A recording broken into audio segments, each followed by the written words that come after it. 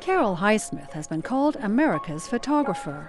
She's been traveling the U.S. for more than 3 decades, taking pictures of the people and places that make America unique. When I go out across America, what do I photograph? Everything. Someone said to me, well, why would you photograph the Golden Gate Bridge, for instance? Everybody's taking photographs of it. Yes, there will be images of the Golden Gate Bridge that may exist 500 years from now, but the ones that we know will exist in high resolution will be mine at the Library of Congress. Highsmith is collaborating with the Library of Congress in Washington, the largest library in the world, to capture as many images as she can. It's important that we have our beautiful scenes tucked away in a place that knows all about preservation.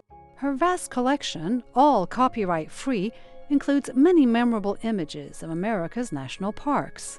I've been to most of them, and it's everything from the spectacular and vast Grand Canyon to wintertime scenes of Yellowstone.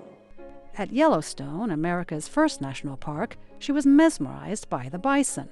I would say really in all the wildlife images I've taken, and I've taken a lot, the bison are the best in a sense that they look like they come from 100,000 years ago. You're looking at this vast, gorgeous landscape of Yellowstone in the winter and the fall and the spring, and you're seeing the bison babies, and all of the calves, and you just think about, will this always be?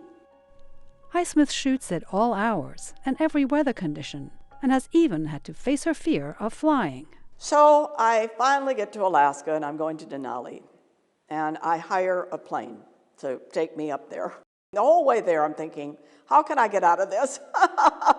I just say, you must do it. So I did it. But to photograph it, and then to photograph Ruth Glacier, which is huge, and to know that maybe someday it'll be gone, it was just an experience and a half.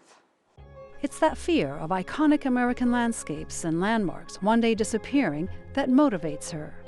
They say Yellowstone, it could just blow up. Will the bison be there in Yellowstone? The Washington Monument. We had an earthquake here in Washington, D.C. That whole thing could have just collapsed. So I'm just there to capture it as it looks right now. Some of her experiences have been especially meaningful. So I'm at Ford's Theater 150 years after Lincoln died, right there. And there are reenactors, and there was this man who held a candle, and that's how his face was lit. I thought, whoa, you can almost feel like what it must have felt like to be there at that night.